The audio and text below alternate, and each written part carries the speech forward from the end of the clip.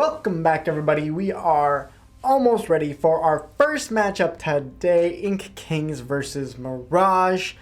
Story of it, if you have not been paying close attention to the league, Mirage started off super hot. I believe they're 9-0, had a one forfeit and a couple bad matchups the last couple of weeks, and now are 10-8. 10-8? I didn't realize. Oh, shit. Yeah, 10-8. Right. Now outside of the playoffs, but they have two chances today against Ink Kings, and then right after this, High Voltage, to get themselves back into the playoffs. So let's check out their team stats. Unfortunately, Ink Kings is already eliminated at a 5-13 record. Even if they won all their games today, it's not going to happen. The best they can do is 11-13, and with only 4 teams making the playoffs, it's not possible. Right. However, they have been known as a team, even though their record hasn't really shown it. They're a team that has been able to upset some of the greater teams like Regular Gamers. I believe they took a game off of Translucence and Nasty Majesty. I can't remember exactly, but some of those top teams that are in the playoffs. So the question is, can they spoil Mirage's day and chances at a playoff run? They are at a -39 average spread, while Mirage is at a +21 spread over their games. So, Sheesh. Zach, and then I'll come to you, Solver, after that. What are you giving as odds to Ink Kings taking a game or two off of Mirage? Ooh, I'd say pretty unlikely, but again, we've seen some crazier things. Ink Kings, I feel like, have played a lot better these last few weeks, and it's kind of disappointing to see that they don't have a chance going into the playoffs, because they've really proven that they are a good team, that they work well together. I think just a couple bad plays, a couple bad games have taken them to the score that they're at.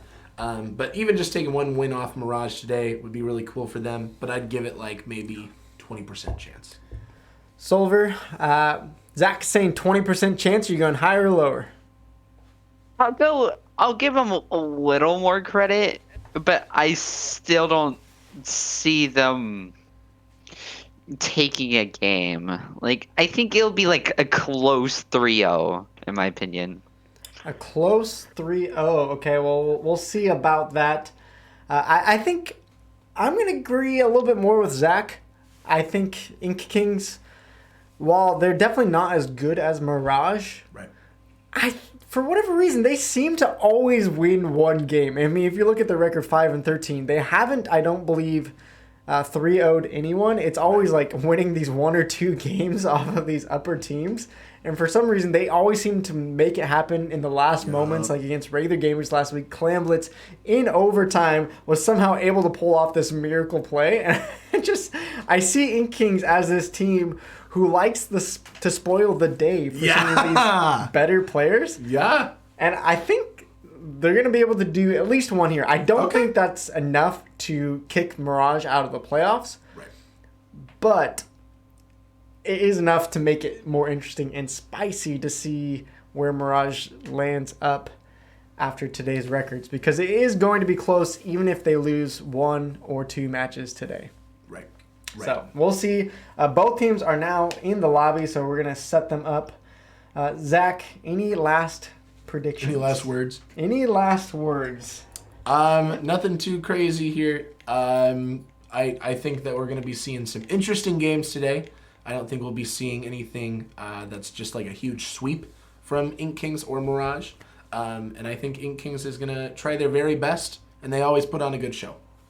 So. Always put on a good show. They do. All right. Well, we'll see. Players are choosing their weapons. Again, we're going to Starfish main stage on tower control. Solver, what is your advice to teams playing on this map and mode? Any good key insights for you? I would say no mid-range weapons except for maybe mid. Like, I would suggest maybe like a ranged blaster is like your only mid-liner. And maybe you definitely need either a lot of range or a lot of kill power on this map, since there's a lot of ledges to go around. Yeah, a lot of ledges, a lot of places to flank from, a lot of places to hide. You can see a lot of different team strategies, I think, on this map and mode that maybe other maps that are smaller you wouldn't be able to get to see. So our teams are ready, so let's just go ahead and get into the action. We got game 1. Ink Kings versus Mirage. Last day of the regular season. No. Alright, as we said, we're going to tower control on Starfish main stage. We're going to have Ink Kings here in the turquoise. Meanwhile, Mirage in the pumpkin spice color here today. Nice. What weapons are you guys seeing out from both these teams that you want to give a little bit of a shout out to? I want to give a shout out to Mirage's comp, since even though I'm not typically with the double backline, Nautilus is probably one of the perfect weapons they need, and also it can't really reach to mid, so that sniper is a good choice as well. Yeah, we'll talk about sniping. Trent with a nice snipe that's going to give the advantage to Mirage coming out of the gate. You're going to be able to push up just a couple points, but ultimately you're going to be able to build specials and get that control. Sheesh, we're just 30 seconds in and we're seeing that tower go back and forth, back and forth. We got everybody alive and we got Mirage on the tower right now, but not for very long. Again, they're putting on the show, man. Yeah, well, as you say that, Mirage, 2 players go down, maybe a little bit too aggressive, and now they're in some trouble. Being pressured through by Ian, and this bucket is seemingly forcing them back. Oh, right there, Kings takes a little bit of a lead, nothing too significant here. He might be able to approach checkpoint 1, but only 2 dead right now in Mirage. So pretty even comps here. Looks like the tower does not want to leave mid. They're going to jump on. Mr. Twist with that umbrella is going to be able to hold the tower for a little bit, but unfortunately a couple players going down from Mirage is going to make the defense even harder. Can Ian stay on here? Super jump coming in to keep the push going for at least a little bit longer. Baby boy. Yeah, well, this isn't really what we were expecting so far. It seems like Mirage may be playing a little bit scared and maybe a little bit tense because their playoff hopes are on the line. Yeah, man. That makes it difficult, and all of a sudden, Ink Kings do get the first checkpoint out of these 2 teams. Yeah, man. If Ink Kings can be taking something off Mirage, I think Ink Kings will solidify their legacy of just kind of ruining hopes and dreams of these top teams. The Dream Crushers, that's what their name is going to have to switch to. Forget about Ink Kings. Sheesh, guys. Alright, so it does seem like it's pretty even right now for stage control. Doesn't look like any teams really got the advantage except for Mirage seeming to get a little bit more of a push upwards. Yeah, it seems like they're getting that push upwards, but they're not getting the control they need, and they're pushing maybe a little bit too early in my opinion, because they keep going down as soon as they get on the tower, they're just a sitting duck. It feels like even when Mirage has more people out on the field, nice cover for the front, that there's not really a cohesive unit that's able to go out and get on top of it. Yeah, Fluff being very aggressive on the Nautilus. I don't know if that's where you want to be as a Nautilus. Goes down there, and seemingly it just seems like Mirage is getting picked off after picked off. I know that's not a word, but it sounded cool in my mind for a second. Yeah, it was definitely. Well, I mean, look at these aggressive plays. Jeez. They're way out there. They're just taking these 1v2s, and seemingly they're not going to have the ink and the kill pressure to actually push this tower at all. They definitely need to like stay in groups, because it seems like Mirage is just pushing in like just a singular person, and they need like pairs to really pull that off. Only a minute and 30 left. I'm surprised Ink Kings is pushing still aggressively. I don't know if they're going to get the tower much further. All they really needed to do, I feel like, is get that control and make sure they have their paint, make sure they have some specials, and they can hold on to this lead. They already have a pretty comprehensive lead. I mean, 58 on this stage is actually really good. Yeah, and only a minute left, and they haven't even gotten to the first checkpoint even close for Mirage. We do have a DC. It is unfortunate for Ink Kings. They were playing such a good battle, too. If they want to keep playing, they can. If not, we can reset the match because they didn't get under 30 points.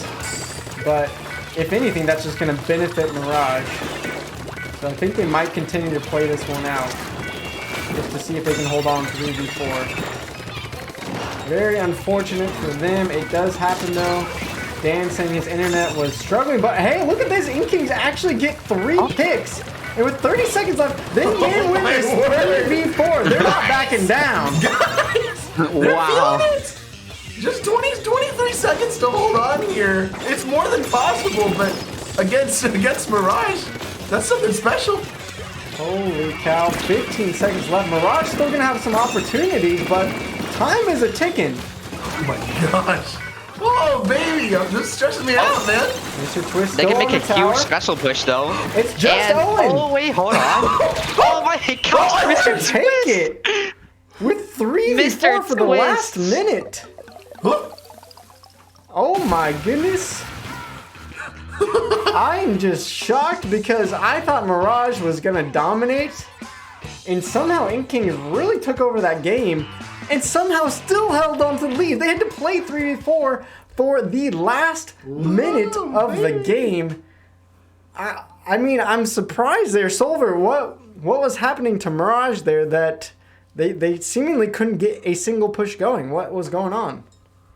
Or either pushing too early or just pushing as like one singular person. They seriously need to like work on pushing together, and especially like with that not push, just like that's probably not the best idea for Nautilus to push all by itself. Yeah, we saw a lot of that. Yeah. And I'm wondering, maybe because Mirage sees King at a 5-13 record, it is easy to disrespect a team, and I feel like maybe that's not what they were intending to do, but by pushing so far forward and taking 1v2s, it was almost like, oh, we're just better than you as individuals, and we can just beat you by playing as an individual, just 1v2. And I think maybe that disrespect is what took that game away from them. We'll see if that changes their mind going into game 2 maybe. Maybe they play a little bit of a cleaner game. I don't know. But I don't think that was anyone was expecting that whatsoever. We weren't expecting that, and like I think the 3v4 really proved it was not a fluke either. It wasn't something that was just some bad plays early on. They had over a full minute. Mirage had over a full minute of DC action, which is a lot of time within Splatoon 2 for Nintendo Switch. Yeah, I mean it's a fifth of the game. Yes, Right? It's yeah. only a 5-minute match, Sheesh. and Copyright 2017. and they had an opportunity 4v3 even to get it into overtime, but they couldn't get the picks. King's popping off there. Solver. To me, I feel like a big piece of that was Mr. Twist's umbrella. I don't know if you agree with that, but him being able to throw out that umbrella to stay on the tower, that's how they really got through that first checkpoint, which was all they needed to win the game. Sheesh, Yeah. Definitely seemed like the Charger could not just couldn't really get that umbrella off the tower until it was like right in front of him. All right, well, we'll see what happens in this game number 2, Zach, with Mirage's playoff hopes on the line. They need 2 of these games, I feel like, and losing this first one is a huge, I think, loss to not just their record, but to their morale. So how do they bounce back and actually keep their heads level in this when there's so much riding on these games? Sheesh. I gotta say, Mirage not going into the finals would be maybe the craziest thing that this tournament would be able to see. And I think that Kings are still just proving themselves, especially going into next season. They're able to take down these top teams. I'm seeing another win from from Kings here. All right, well, we'll see if they're able to do it. Teams are ready. This time on Clan Blitz, we'll see if that favors Mirage or if it favors King. We're going to jump into game number 2. Mirage playoff lives are still on the line. All right, this time around, we're going to see Kings in the yellow, and in the purple is going to be Mirage, or close enough. There we go. What are you guys seeing now coming out? I'm seeing a foil squeezer from Kings, and a pretty standard comp, I would say, from Mirage. Would you agree with that, Dan? Or Solver, sorry. Wow. Just looking on Dan's on Discord. You're alright. Mirage is certainly going for an interesting comp that seems to be working out, but certainly just not that much range, like, at all. Yeah. Except for maybe like that the Charger, but that's really the only thing that has substantial range on a map that really kind of depends on it.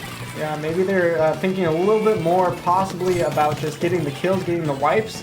They did get a couple kills, but they are not able to score yet right now with that super team. I really think that this round, both teams maybe need to play their anchors as anchors and not slayers. Fluff getting 1 kill there does go down to Mr. Twist. A little bit of lag maybe on someone's in there. They still have that Super Clam. Ghost hanging on with the Splattershot Jr., and it seems like he's had this since pretty much the beginning of the game. Sheesh. Just holding on, just waiting. Alright, well, we'll see if they're able to make a move. They're going to need a couple picks, but they haven't been able to really get to that knowledge or that squeezer, and you're seeing just, I think, Solver, what you're saying, not having that range is making it pretty tough for them. Like, they can't really get a substantial, well, I mean, hold on. Yeah. They can't get a push until they do. Oh, shit. Cast their curse. Yeah, nice picks there from their Charger. Trent popping off, helping to get that push started, and then from there, it seemed like they got 2 or 3 more picks, and they score now to 36. This time, they're not messing around. Yeah! Man, yeah, the cohesiveness already shows here. Ink Kings, I still think they're playing really well, but maybe they need to be making those defensive moves they were able to make the last game. Oh, Ian getting blasted off the map. I don't know if you guys saw that. They're the top play of the year. Splat Bomb and Ink Armor just don't mix. That was probably one of the best moments I've seen all year, not gonna lie. Someone clip it. Alright, 3 versus 3 on the map, but again, Trent seems to be having the full control that they need, getting those kills. He's the one that helped them get their attack going, and then just makes the stop on that Super Claim right there, make it look easy for Mirage. And Mirage doing a lot better defense than they were last round, and they are holding on to this lead pretty significantly with just 2 minutes left. Ink King's not even opening the barriers. Yeah, it's going to be pretty hard. Ink Kings is going to need to start pushing now. I feel like Mirage has such a lead that they're going to need to get a couple wipes, get some clams, and actually get a score going. They do make a stop there, but unfortunately they still only have 9 clams on the map, and they keep dying this time around.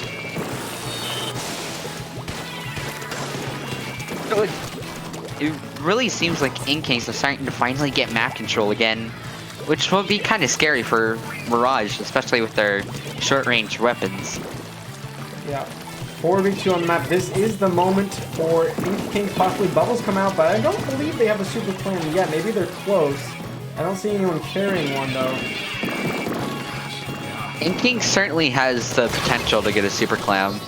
Well, Owen looked like he popped off, maybe even got a double kill there, and now it's just Oregon thwarting their push there, meaning I don't think Ink King is going to have even a chance. No super clam, only a minute left. They're going to need a miracle here. Yeah, man, I think it's predicted 4 super clams. We will take the lead, 3 super clams and some change. That would be pretty significant in the last one of this game. Baller out, running around, trying to kill Fluffier. Super double that inside, and we didn't have done, but going down there. They do break the barrier. All of a sudden, it's just Oregon. It seems like Oregon was the only one who actually was there to make it. Yeah, and with no one else up on the map, that's where their score is going to stop. And with 30 seconds left, all that Mirage needs to do is sit back, enjoy the show, and maybe throw a few bombs out there. Yeah. They got a super clam, though. They might want to lose. Yeah, I think they're pretty angry after losing that first game. So, you know, 3v4. They're feeling like they probably should have done a better job, but now they're just going to keep pushing, keep taking them out. 10 seconds left on the map. If they get the super clam in, it's all over. Certainly taking Ink Kings a lot more seriously. Now pushing them back. They do have a super clam, so we might see overtime, but it's still, again, not looking good at all. Yeah, and that's what I was going to say. If you go top with a super clam, you basically are guaranteed to get it. And there we go, Mirage showing us up after that Game 1 loss, saying, hey, we are a playoff contender. They needed that win. That was pretty dang clutch, and they really made it happen, especially Owen with a 12 KA and Ghost with 7 armors on that Splattershot Jr. That guy knows how to make a team win. But again, I think that we're seeing something from Ink Kings that where they are showing we don't deserve this score, we don't deserve this record. They're out here to fight, and we saw something that was still a competitive match. I think the whole way through, even though low scores from Ink Kings, it definitely didn't feel like a clear wipe. Yeah. And to me, I think even though Trent wasn't the highest KA on their team, I still think, for me, he was the MVP of that match. Really, he's the one that got that push going forward for them, that big score. I think that was their only score. Correct me if I'm forgetting, but besides that overtime, throw in the game, I think they went from 100 to 36, and it was because Trent opened the way with some snipes, and he got a couple defense kills as well, stopping some Super Clan pushes. Solver, anyone else you want to shout out from Mirage there? Not really. I mean, apart from... My analysis is just too good. You have nothing left to say. For sure. Yeah. Cool. All right. Well, we're into game number 3. Here's where we're at. Mirage at a 1-1 record today means they are 11-9. They do have a chance right here to go 12-9 if they beat High Voltage 3-0. They're 15-9, and that probably means they beat out those other 3 teams. Yeah. If they lose here or lose 1 to High Voltage, they could be 14-10, and I don't know if that's going to be enough. So this match is huge for them. We're seconds away from it starting. Rainmaker on Schellendorf Institute. Mirage needs the win. I don't know, but I feel like InkKings has shown enough today that they can definitely 2-1 Mirage and spoil their day. We'll see if it happens. Players are ready, so let's get into game number 3 between InkKings and Mirage. Go Schellendorf, one of the worst maps in the game. All right, well, we're going to see InkKings in the blue, Mirage in the green. What weapons you guys wanting to shout out here on Schellendorf Institute? Definitely the K-Pro. It's definitely one of the better weapons to play since it has range and so much killing power. Ghost just sliding around on the top. Just playing it casually. Doesn't even care. Oh, we got a Rainmaker grab already by Mr. Twist. 3 go down from What? Mirage. Whoa. Oh my god! Wait a second. Oh my gosh. Ghost, the only one alive, does make the stop. That was almost a chance for them to get KO'd right off the bat. that was the ultimate nugget move. I mean, he used that sploosh. That sploosh can pop the Rainmaker so quickly. And Oregon just going to advance a couple more points. Why not?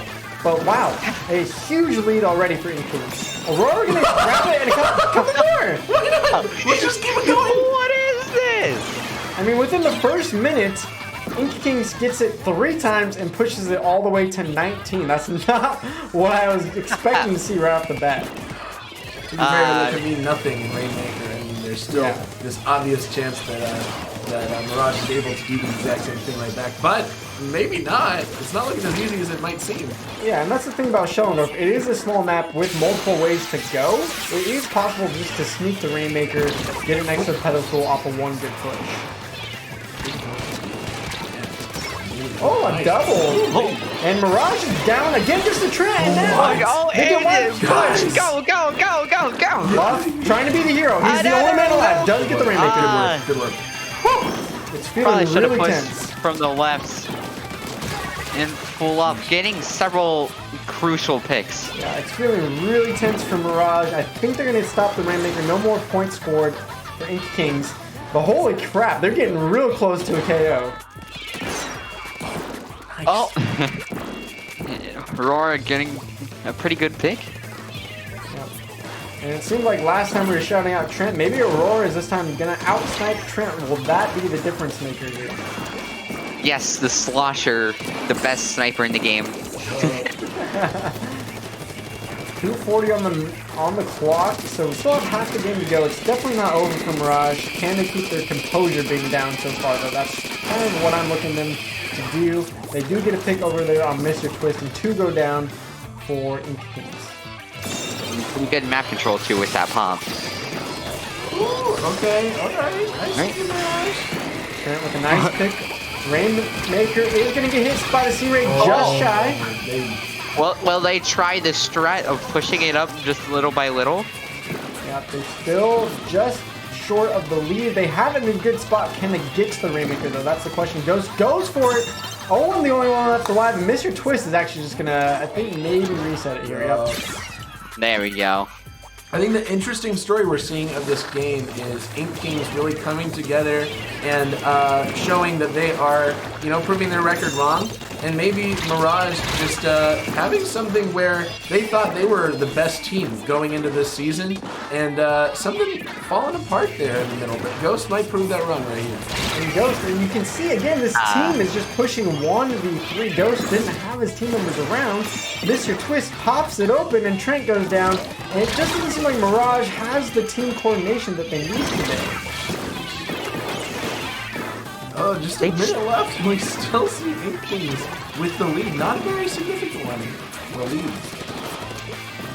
Does seem like Ink Kings are getting like really great pushes today. And with a minute left, Mirage is going to eat some ticks. They are down in a 3v4. They are going to get Mr. Twist off the pop. Maybe this is their chance. They need to be aggressive here. Only 50 seconds left. This could be one of their last chances. Video bomb is going to help him out a little bit.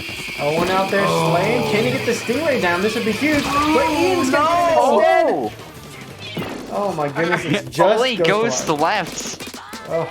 And it seems like Mr. Twist is going to be not letting Ghost pop it. Ink Kings with the lead. They've just got to hold on for 20 more seconds. Can they get the picks here? Mr. Twist going in. Can he get the job done? I don't know.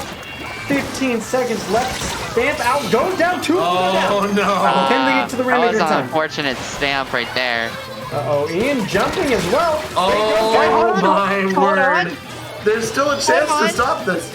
Overtime is Just here. go, just Can go, they get just the go, push? just go, just go, No. just go. Snipe goes down. What? Good sniper, Aurora. Wow. Aurora with the clutch stop in the last moment. They had a wipe against Ink Kings, but Mirage couldn't stay alive with the Rainmaker in overtime. Aurora with an excellent snipe, 13 KA, and Ink Kings get the 2-1 over Mirage, making this playoff race even closer than it was before. I think it is absolutely fair to say no one could have seen this coming, maybe even including Ink Kings. Definitely including Mirage. I mean, it's crazy. Incredible that Ink Kings pulling off a 2-1 against Mirage, who I thought was one of the top 3 or 4 teams. Yeah.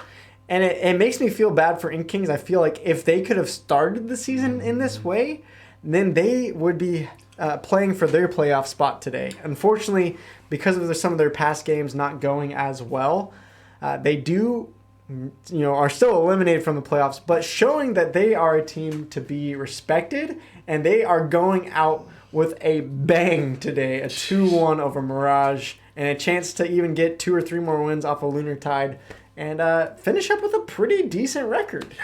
Yeah, absolutely.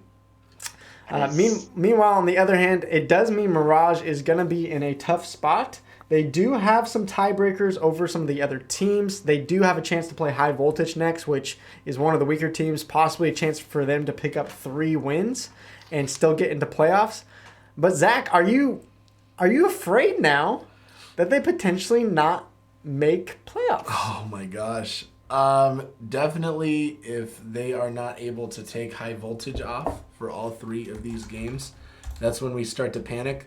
But either way, even if Mirage does get into the finals, I think the big story is this team that started this season as one of the favorites is going to be going into the finals as kind of the underdog. Yeah, I mean, it's hard to say. I mean, Mirage, their story is they popped off so hard in the beginning of the league that we thought this is... I mean, there was at one point when they were facing Bittersweet and they didn't get to because of the forfeit. But at that point, we're like, this is the best team, or Bittersweet is the best team. And now we're saying they might not even make top 4 to actually get into the playoffs. And this is a very scary position for them to be. They do, again, get to face High Voltage in this next matchup. They probably, I'm going to say, need a 3-0 to make it into playoffs. A 2-1 even win over High Voltage may not be enough.